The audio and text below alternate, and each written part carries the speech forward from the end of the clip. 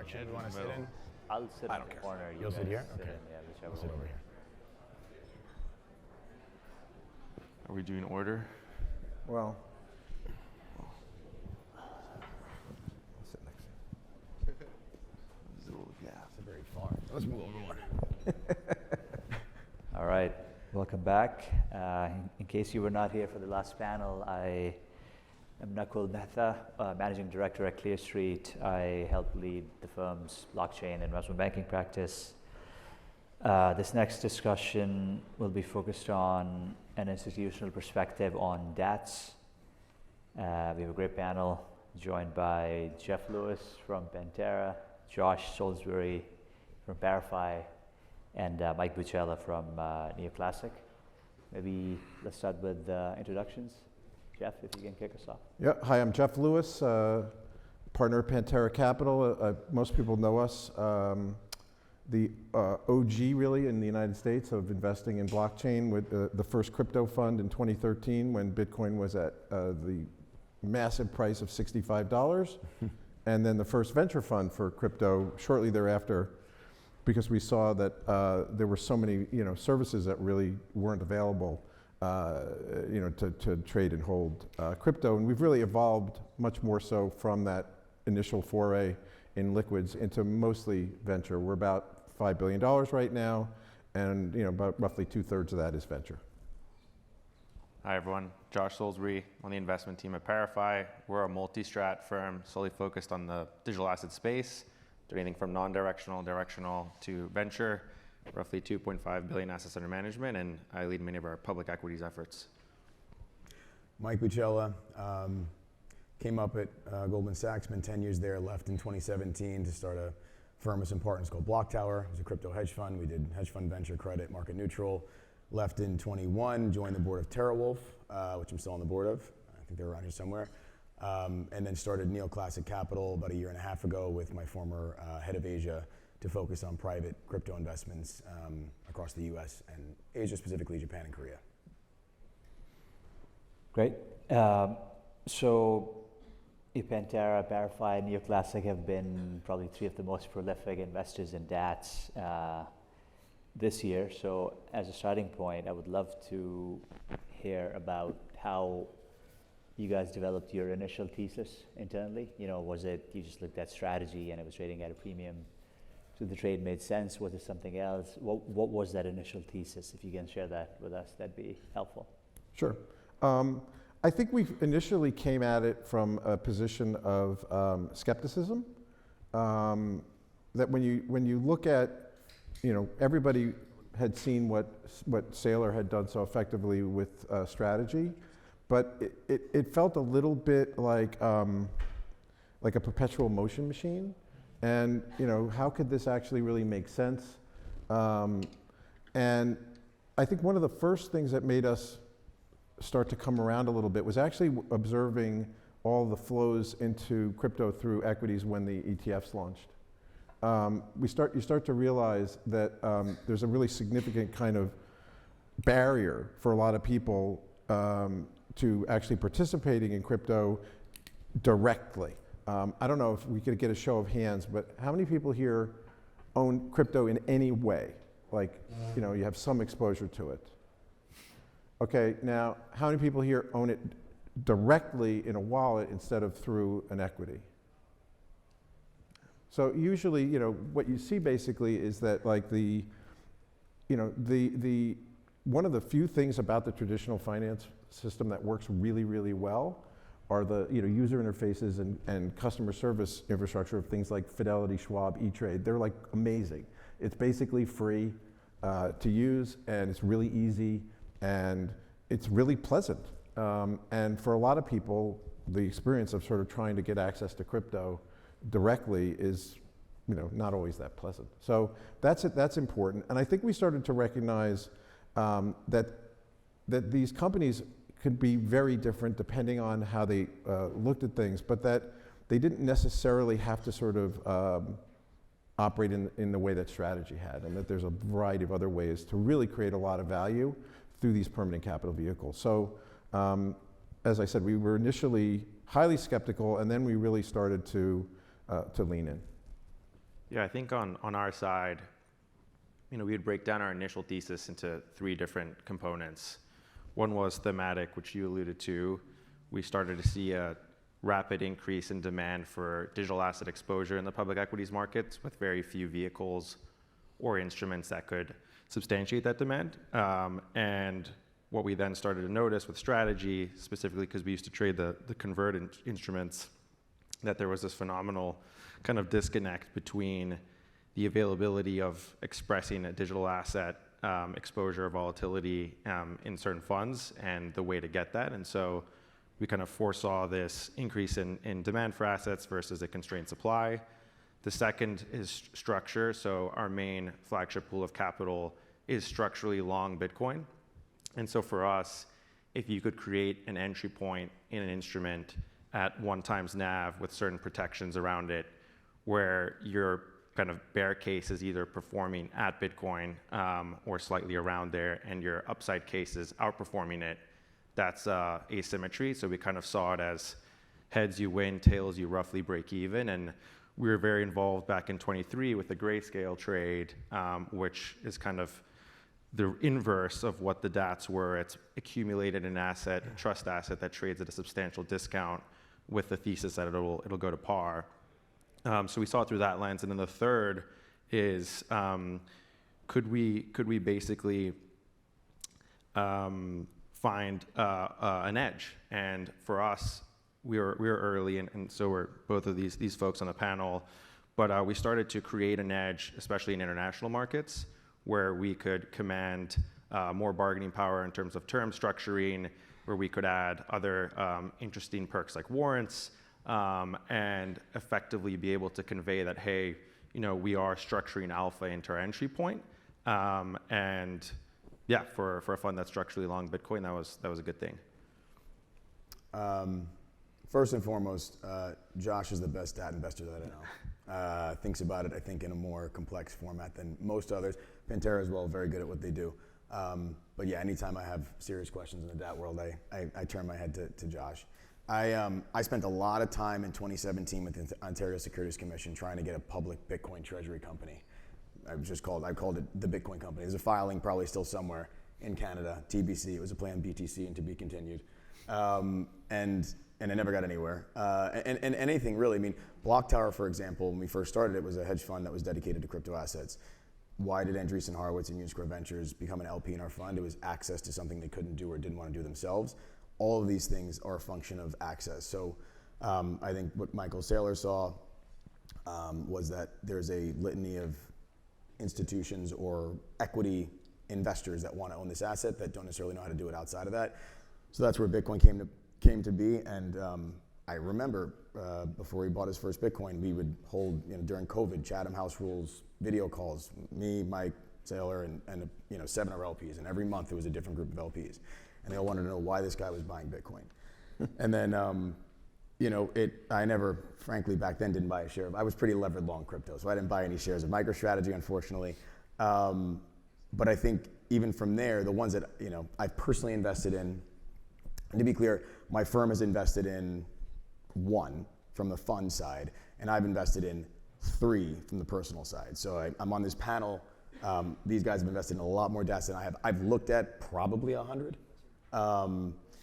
But from my perspective, it's what does this provide access to that I can't get otherwise, and do other people want that access? So when it comes to DATs, it's the underlying asset, and then beyond that, if the underlying asset's fairly available, whether it's on Robinhood or some other platform that's widely available, it's professional management of that asset or some form of yield generation or management of the asset that I can't access otherwise. And so that, to me, is what makes these things appealing. I think when it comes to Bitcoin, you're getting to this sort of efficiency point where everything eventually is going to come towards 1 times MNAV, because no board and no exec team is going to allow the company to be bought below their NAV. So M&A is not going to work below 1 times, I don't think, at least. Then from there, I think Bitcoin, you probably get to sort of what's the risk-free rate of return for Bitcoin yield. So maybe it's 1.03, 1.05. And then you kind of go down the stack from that. So the riskier the asset, the more yield opportunities. And frankly, the more risk the team is willing to take, whether it be from an investment standpoint or a regulatory standpoint. So there's some that are doing a lot of on-chain work that is, I think, very intelligent. That's like the superpower of these assets, is being able to find financing on chain. That is a riskier objective from a regulatory standpoint, but we're in a current administration where I think it makes sense to use that form of risk. Investment risk, not so much. Anyway, I went on for a while. I think I lost the plot, but I'll go back. No, I think you started going in the direction of my next question, which is, I wanted to start with sort of what your initial thesis was, and then how it has evolved over time, given what has happened in the last few months in the market, where obviously so many DATs are now out there for a lot of different tokens, a lot of capital raised, and now we're in this climate where token prices are actually dropping. So how has your initial thesis evolved? Are you still holding the same thesis? Is your view now different? Would love to get your thoughts on that. Well, I think that we all see this sort of what we call the genesis phase is probably over, and now we're in a consolidation phase, and how that consolidation is going to work, whether it's M&A or simply things being actually liquidated, we'll have to see how it all goes. I mean, I think this is going to be just a phenomenal opportunity for hedge fund guys to have fun and make a lot of money picking around, through the ones that are at discounts, but the way we think about it is essentially these companies are like NASCARs, where they're in theory all kind of have the same capacity, but some people win a lot more NASCAR races than others. So it's kind of come down to who's driving the car, who is, what is management doing? And, it's funny that, you have to have this balance between an understanding of crypto and an understanding of the traditional world. The irony of the fact that so many of these, the ones that I think are doing more poorly, they're kind of too crypto heavy in their expertise. Why would people who built a world that doesn't have shareholders understand actually how to serve shareholders? Like, these are the people that were moving away from that, and now, your number one obligation is to the shareholders. And if you think about a lot of the sort of millennial, feeling that people have, like, our goal is to own all of the XYZ in the world, instead of our goal is to maximize, the return relative to the underlying token for the people who own our stock. I would say, so yes and no. I think there's a lot of immaturity in the space, broadly speaking. But I think that's why you need to, there's a very refined approach to management. This is funny because you go back in time, management teams are what matter most in these environments. And often it is, the younger crypto native folks maybe are not the most well equipped, but in some instances, and I'm a little bit biased, this is one of the ones I invested in. It's run by a Gen Z, I think. He's 26 years old. One of the most astute CEOs. He's currently interim CEO. He's both managed the public market well, like his page one shareholders incredibly well. They're smaller, and he had probably one of the best quarterly earnings reports I've seen across any DAT to date. And it's because he went deep into his community. This is a hyperliquid based one. It's full disclosure. I own it. I don't know what I need to disclose here, but he's leveraging his assets on his balance sheet to create liquid staking pools. He's going to get one of the largest airdrops in that ecosystem because of this, right? So I think if you're able to go into your community, and you kind of need to be a little bit young crypto native to be able to get accepted, it helps. So it's a weird blend because, and then what did he do? So this was, we were talking about how do you make this feel better for shareholders? And he's like, I need a great CFO. And he went out and he did a search and he found the head of capital markets for PayPal, and he came in, and that to me is like, you nailed it. You got the crypto native, young, hungry person who knows his community incredibly well, and you've got the savvy capital markets personnel that's running your CFO that's talking to the street for you, which is fantastic. That to me is like, now they need to turn that into something, right? I think what I said earlier, which was no deal is going to get done below 1 times MNAV, I actually will correct myself. There's a big issue with liquidity and volume, and I think there's obviously NASDAQ there's listing requirements, and a lot of these companies will eventually fall below those and ultimately be at risk of being delisted. And so at that point, you'll probably see a fair amount of M&A that is below 1 times MNAV, which is an interesting opportunity. I'm going to come to you for that when that's happening. sorry, I just wanted to get that point out. I agree with you that we as an industry need some gray hair out there to like make us look good, but you also really do need some of that youth. You need the balance. Yeah. Yeah, I mean, maybe I'll offer an adjacent perspective. So management teams, really important, I agree. Our thesis shifted more towards, so again, coming back to that edge question, there was this kind of first mover side and there was a structuring edge. I think that faded away when you had more and more of these instruments coming to market and folks like yourselves and more people coming in, so capital became a little more commoditized. Now it's shifted in another way where if you have a very deep understanding of, just fully diluted share count even, or what are the instruments out there, there's new pref instruments coming, there's old converts hanging in there, there's now combinations where like what happens to this dangling convert, that's where we're focusing our time. So it became less deal structuring, more of a hedge fund exercise. And I think what it comes down to is, do you have access to these management teams? Because then you can procreate like an opportunistic credit scenario. And how well do you know these names? And the benefit of looking at 100 of them, we did as well, and I'm sure you did too, is we kind of kept all the pro formas and have able to structure a really nice dashboard that allows us to understand how each of these companies changes in terms of equity and debt. And so that's where our hunting grounds are today. Okay. I think you guys have touched on this a bit, but give us your thoughts on the current state of the market. We can go reverse this time. Current state of the market. Shit. I think, I think we had an exceptional start to this cycle of digital asset treasuries, and it was exceptional because everyone was locked up. I think, like any new concept, the market's digesting, learning to understand what these businesses are. I mean, I'm on the board of TerraWolf. For a long time, we couldn't get, and our CFO, Patrick Fleury, tried very hard to get standards set in place, basically reporting standards. What metrics should we look at? What is the right way to value these companies? What's the right growth metrics? How do we think about comping them against each other? The market's in a workout phase. So it's two workouts. It's one, the street understanding how to value these companies. Two, it's a lot of these, SPACs are, long-term and boring and frustratingly, a longer process, but they're clean.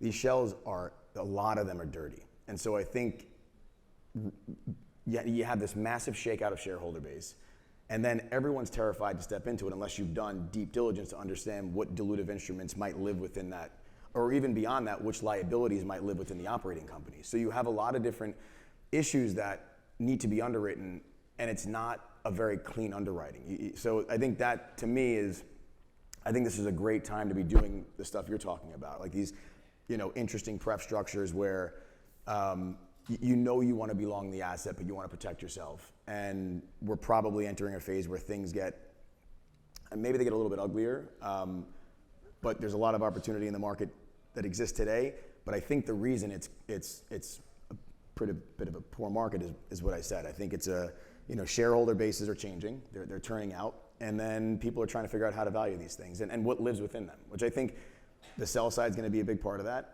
And I think it's a huge opportunity for the buy side and the hedge funds to dig in and do that work.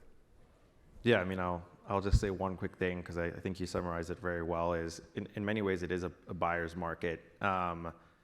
You actually want to be investing in this time period, in my personal opinion, where there is dislocation of kind of shareholder understanding of what's going on, of capital, and when these firms can't conduct their capital structure arbitrage, the terms can improve pretty materially for investors that are willing to step in. So I think, through this period of consolidation, maybe some liquidations, and the reestablishing of what the space means, there should be some good opportunities. Yeah, I would just add, if you look at the one, the worst place that you can kind of end up, right, is like 0.9. It's like limbo. Like you can't do anything. It's not really that accretive to buy your stock. You're not going to be able to issue anything, and you're just kind of doomed. And you're going to see basically I remember I worked for many years ago for a gifted equity guy, and he walked over to one of the analysts and he said, "Tell me about this name." And the guy said, "Well, I hope." And he put his finger up. He said, "Hope is not a strategy." But right now, I think you look at a lot of these management teams and they're hoping that the discount's going to go away, but hope isn't going to do it. And you can wave around look, we have a buyback authorization, but if you don't actually do anything about it, then the market starts to sort of not really take you very seriously. So it's kind of, this is kind of the opportunity in this moment for people to sort of show their colors. You know, who do they represent? Are they trying to, sort of ride it out, or are they trying to take advantage of the opportunities? And there are a lot of opportunities. There are a lot of really interesting opportunities for investors and for all these companies in a moment like this where you have such a range of different valuations. And the one other thing that I think is really, really intriguing here is we know that basically Bitcoin is the digital asset that truly was kind of like clearly accepted by a market. Everybody understood its use case, everybody understood how it was regulated, and so putting it into the equity market was helpful. But now what we're trying to do, I mean, even with the one that the company we created, Solana Company, Solana's sort of understanding in the real world is like almost zero. Like people just don't know anything about it when you start talking to go and meet with equity investors, and so the amount of work that has to be done now by all these companies, these companies have essentially become the IR departments of these different projects, and now there's a place to go where somebody can talk about actually what these projects are, how they compete with each other, how they actually make money, what their vulnerabilities are. But all of a sudden, there's actually somebody to talk to actually get educated. But it's amazing when you talk to investors in these companies how very often they have like almost no idea about what's actually in them. So I think that's the real opportunity here, is that what we're going to see over time is that you're going to have sell-side analysts who start talking about their model for Ethereum, and that doesn't exist yet, and that's going to make all of this a lot more understandable, I think, for the average person. These are the most powerful marketing engines for the industry, most powerful inflow mechanisms, right? Obviously the ETFs, MicroStrategy, and then all of his pref instruments, Stretch is basically a perpetual money machine if it stays anywhere near par. But my issue was people that turn trades into businesses. Like, we all could have structured a DAT. No, that's the easiest thing in the world. But when the nice part is now when you talk to management teams and they're not working on a few different strategies at the moment, have a 3, 6, 12, 18-month plan, and most of them don't. They give you we have something coming up, but I can't talk about it. And I'm like, I bet you can. So my perspective is it's very easy, and I think for anyone in the room, if you're buy side, sell side, whomever you are, if you spend 30 minutes with a management team, you will know definitively if they are worth backing or not, and you can probably cut out 90% of them within that 30-minute time frame, and then focus on the 10%, and then focus on the structuring, and go deep. Because the part that frustrated me and that got me really angry is I'm in this space 8 years full time, right? Not an OG, but not new. I don't like when people put an ugly face in our industry. So you're going to come in, you're going to be the CEO of a crypto-focused company in the public markets.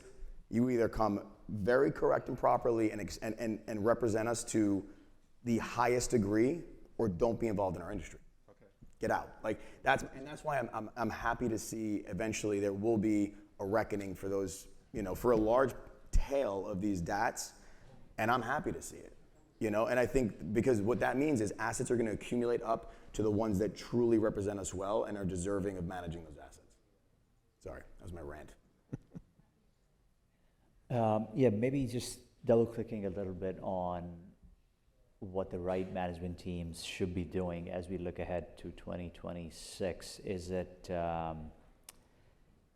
is the most value going to accrue to management teams that have a vehicle that's giving investors exposure to not just the underlying but yield opportunities, or is it more management teams that are sophisticated around capital markets and can leverage different capital markets instruments? If you were, you guys have a lot of portfolio companies, and Pantera has their own DAT.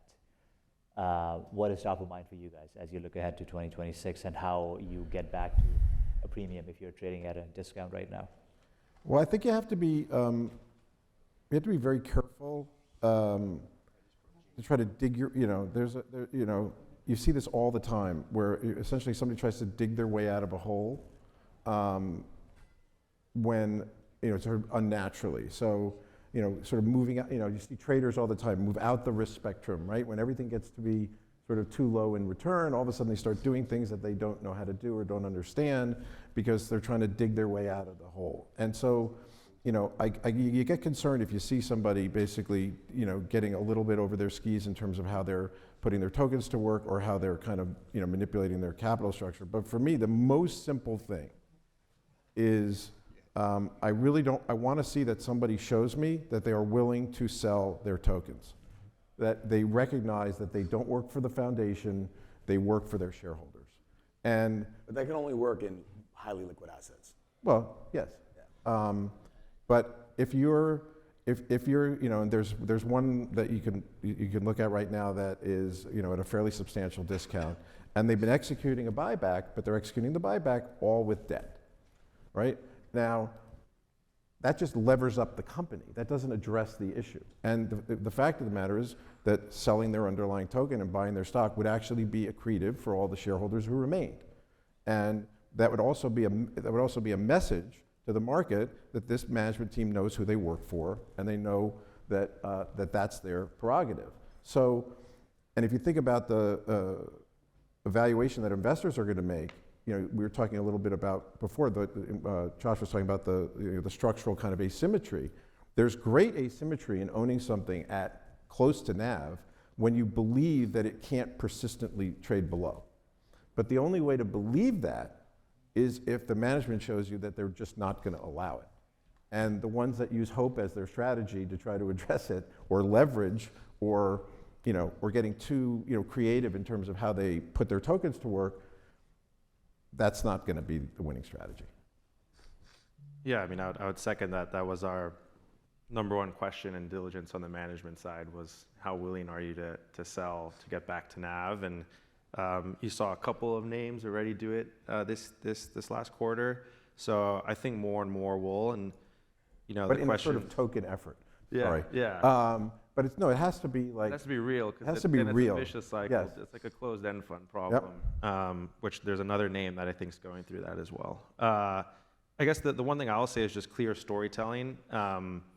You both were speaking about qualities of management teams. I think storytelling is an absolute art of capital markets, and some of these folks haven't been able to. Others have done a really good job, and I think Saylor has honed that practice in for several years. So he's someone to look there. So I think it boils down pretty simplistically to how willing are you to make sure that the NAV per share mark is something real versus some fugazi number, and how good are you at storytelling? I mean, management teams that are willing to go to Korea on a quarterly basis and work the retail market there is frankly what is working right now. So Tom Lee is in Korea twice a quarter. The Korean retail base is, I mean, in crypto back in the day, we used to call it the kimchi premium, which is effectively the premium of crypto assets trading in Korea versus crypto assets trading on US exchanges or other exchanges.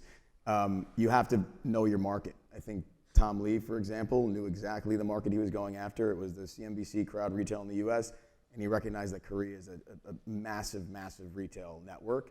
And again, that to me, while it seems relatively shallow, it's an intelligent move by a management team. Hopefully longer term, there's, there is real strategy behind, Bitminer, for example, but, I think you need to, frankly, look at every different angle. Like, how do you generate shareholder value?